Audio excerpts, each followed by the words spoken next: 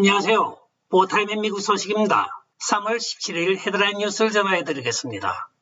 보타임에 러시아가 3월 16일인 어제 디폴트를 당하였습니다. 그러나 근거와 외환 보유고를 사용할 수 없어서 디폴트를 당한 것입니다. 무디스는 러시아의 지금 신용 등급을 CA 수준으로 낮추고 있으며 피치의 경우에는 B에서 C로 낮춰서 실제적으로 국가 부도가 불가피한 것으로 나타나고 있습니다. 1998년 러시아가 국내 단기 채권 상환을 불행함으로써 디폴트가 발생한 이후로 34년 만에 두 번째로 디폴트가 발생한 것입니다. 2022년 2월 1일 국가부채는 398억 7천만 달러의 외부 채권을 포함하여 국내 채권까지 595억에 달하고 있습니다. 또한 2020년부터 2047년까지 15개의 국채 대출이 있습니다. 3월 16일 날 어저께 1억 1,700만 불이 상환이 도래하였습니다. 그러나 금과 보유하고 있는 외환 사용이 불가함으로써 부득불 디폴이 되고 있습니다. 이에 대하여 푸틴 대통령은 3월 5일자 비우호 국가들에 대하여 루블화로 결제를 하겠다고 이야기를 하였습니다. 최근에 루블화가 폭락을 하는 바람에 실제적으로 러시아 입장에서는 훨씬 많은 돈을 지급하고 있는 것입니다. 3월 16일 현재 러시아의 외환 보유액은 6,400억 달러입니다. 이 중에 3천억 달러가 스위프트에 걸려서 사용 불가가 되고 있는 것입니다. 그러나 아직 3,400억 달러는 가용한 외환입니다. 러시아가 이 디폴을 피할 수 있는 방법은 아직도 많이 있습니다. 외국 채권자의 이름으로 러시아 내에서 은행 어카운트를 열고 루블화로 이체 입금이 가능하기 때문에 꼭 돈을 받아야 될 사람들은 러시아 은행에 구좌를 열고 돈을 받으면 되는 것입니다. 엄밀한 의미의 돈을 받아야 될 사람들이 돈 안 받겠다고 지금 버티고 있는 것이고 돈을 지불해야 될 사람은 지금 돈이 넘쳐나고 있는 것입니다. 명목상의 디폴이지 실제적인 디폴은 아닌 것입니다. 결과적으로는 이 사태가 길게 이어질 경우에 서방 세계만 골병이 드는 것입니다. 다음 소식입니다. 실제적으로 러시아가 자원부국이면서 전 세계 에너지의 10%를 담당하고 있다고 이야기를 하고 있습니다. 이 10%의 에너지를 담당하는 거대 나라가 그 대금 결제를 지금 달러를 피하여 중국이나 인도 또는 러시아 자국 화폐로 받을 수 있다고 이야기를 하고 있습니다. 즉 중국의 시스템인 CIPS 또는 인도의 결제 시스템인 SFMS, 러시아의 결제 시스템인 SPFS 등을 사용할 수 있다고 하며 그 예로 중국의 결제 시스템인 CIPS의 경우에는 100개국의 약 1100개의 금융기관이 사용을 하고 있다고 전해지고 있습니다. 한편 전 세계 10대 은행 중에 중국이 1위부터 4위를 차지하고 있습니다. 많게는 자산 가치가 2,300억 달러부터 2천억까지 나열을 해보면 중국의 공상은행, 중국의 건설은행공사, 중국의 농업은행, 중국은행 이렇게 4개만 합쳐도 1조 달러가 넘어가고 있는 것으로 나타나고 있습니다. 따라서 러시아가 지금 싼 가격의 인도에 가스를 공급을 하고 중국에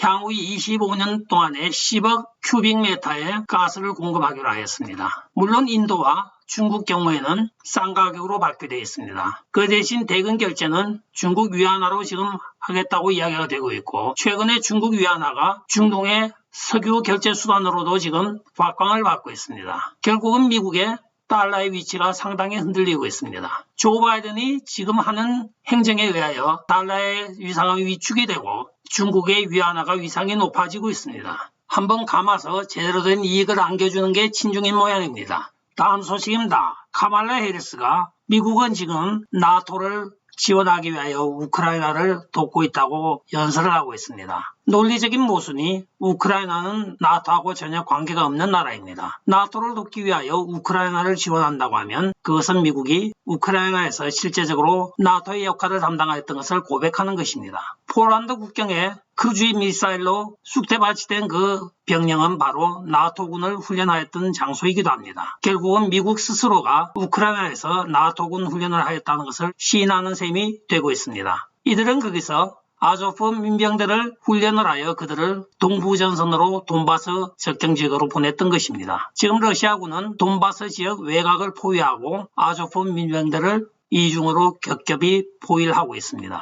다음 소식입니다. 조 바이든이 지금 자기 자신이 코로나에 걸렸다고 이야기를 하면서 카말라 해리스를 퍼스트 레이디, 카말라 해리스의 남편인 더글라스 어머프를 세컨드 레이디라고 부르고 있습니다. 조 바이든은 참 이상하게도 어떤 어려운 상황이 도래만 하면 갑자기 인지장애가 오는 것 같습니다. 최근의 우크라이나 사태라든가 가솔린 값이 치솟는다고 국민들이 아우성을 치면 갑자기 이렇게 인지장애 흉내를 내는 건지 인지장애가 실제로 오는 건지 모르겠습니다. 선택적인 인지장애가 아닐까 하는 합리적인 의심을 해봅니다. 나중을 위하여. 다음 소식입니다. 우크라이나 주재 미 대사관에서 오늘 공식적으로 발표하고 있습니다. 그 발표 내용은 빵 살라고 10명이 줄 섰다가 러시아군에 의하여 사살당하였다고 전하고 있습니다. 대사관 공식 발표면 러시아와 우크라이나 간에 어떤 외교적인 노력을 하고 있다 이런 게 발표가 나와야지. 실현 가능성도 없는 전장터에서 사람들이 10명이 빵 살라고 줄 섰다가 죽었습니다고 발표하고 있는 것이 오늘날 미 국무부 산하 우크라이나 대사관의 실정입니다. 계속적으로 서방 언론과 미 대사관은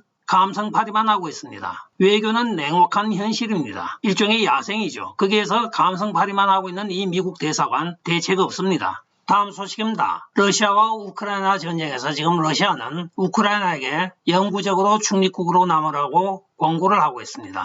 그러나 젤렌스키 대통령과 우크라이나 측에서는 이 제안을 거절하고 있다고 오늘 밝혀지고 있습니다. 두 주 안에 함락이 될 것이라고 우크라이나를 얕잡아왔던 러시아 입장에서는 지금 점진적으로 우크라이나 내륙으로 점점 점령을 해 들어가고 있습니다. 서방 언론이 두 주 안에 함락이 될 것이라고 분석을 하고 보도를 하였지 실제적으로 러시아에서는 그런 말이 나온 적이 없습니다. 따라서 푸틴의 러시아 군대들은 계획대로 차곡차곡 진행을 하고 있는 것입니다. 젤렌스키 우크라이나 대통령이 나토도 등을 돌리고 미국도 지금 손을 놓고 있는 이 입장에 영구 중립국으로 남으라고는 러시아의 권고가 합당한 것으로 보이는데 왜 거절하는지 그 배경은 궁금하기만 합니다. 다음 소식입니다. 지금 우크라이나 마리우폴 시의 시민들 약 300명이 러시아로 지금 피난 간 것으로 나타나고 있습니다.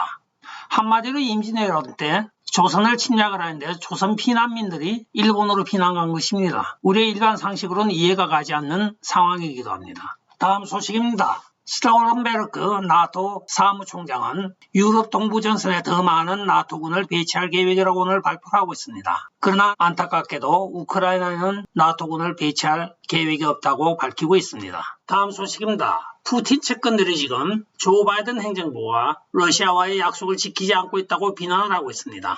그 내용에 대해서는 구체적으로 밝혀진 바가 없지만 조 바이든 행정부가 분명히 러시아에 어떤 약속을 하였던 모양입니다. 러시아도 순진하게 이 민주당을 왜 믿습니까? 빌 클린턴이 러시아와 약속한 것은 원래 볼가강 동쪽에는 나토가 진입하지 않겠다고 약속을 하였던 것입니다. 그것을 믿었던 러시아는 결국은 턱 미친 우크라이나까지 나토로 들어가겠다고 지금 아우성을 치고 있는 것입니다. 다음 소식입니다. 뉴햄슈주의 주 하원에서 아이버맥틴을 일반 구매 가능한 약품으로 분류하기로 결의를 하였습니다. 따라서 뉴햄프셔주에서는 처방전 없이 약국에 가서 돈만 내면 이 아이버맥틴을 구입하여 코로나 치료제로 사용할 수가 있게 되었습니다. 반가운 소식이었습니다. 다음 소식입니다. 지금 미국에 휘발유 도둑놈이 성행을 하고 있습니다. 이들은 다양한 방법으로 지금 휘발유를 훔쳐가는데 대부분 한두 개론을 훔치기 위하여 몇십 개론 휘발유를 흘리고 있다고 합니다. 심지어는 땅에 묻혀있는 기름 탱크에조차 호스를 박아서 뽑아간다고 합니다. 가솔린 값이 치솟다나니 이젠 별의별 도둑놈이 다 나타나고 있습니다. 다음 소식입니다. 지금 미국의 유가가 계속 치솟고 있는 가운데 오늘 여성 장관이며 생물학적으로는 남자인 부티지 교통부 장관이 유가를 낮추기 위하여 모든 미국 국민들이 대중교통수단을 이용하면 된다고 이야기를 하고 있습니다. 유가에 그저 전혀 관계없이 우마차 타고 걸어다니면 유가하고 전혀 관계가 없는 건 몰랐던 모양입니다. 다음 소식입니다. 포드 자동차가 익스플로러 SUV를 출하하면서 1년 후에 마이크로칩을 다시 넣어주겠다고 약속을 하고 차량들을 출하하고 있습니다. 이것은 바로 세계적으로 지금 마이크로칩의 부족 현상이 일어나고 있는 가운데 포드가 후방 카메라를 컨트롤하는 칩이 절대 부족이 발생을 하자 그 칩을 빼고 지금 자동차 생산을 하고 있다고 합니다. 그 대신 차량을 사는 차주들에게 1년 안에 그 마이크로칩을 꼭 딜러시면 넣어주겠다고 약속을 한다고 합니다. 이제는 차도 앞으로 만들어주겠다고 하면서 파는 시대가 왔습니다. 다음 소식입니다. 화요일 아침에 상원회의에서 닥터 파우치의 디렉터직을 해임하기 위하여 랜디 폴 상원의원이 발의를 하였습니다. 여기에 대다수 공화당 의원들은 찬성을 하였으나 6명은 여기에 반대를 하여 닥터 파우치가 도로 기사회생을 하게 되었습니다. 그 6명의 라이노의 명단은 다음과 같습니다. 리차드 볼, 제리 모런, 수잔 콜린스, 리사 멀코프스키, 빌 럼니, 빌 캐스디 이렇게 6명의 라이노들이 닥터 파우치 해임 결의안에 반대를 한 것으로 나타나고 있습니다. 끝까지 시청해 주셔서 감사합니다. 좋아요, 구독, 알림 그리고 공유 부탁드리고 댓글 많이 부탁드리겠습니다. 안녕히 계십시오. 바이.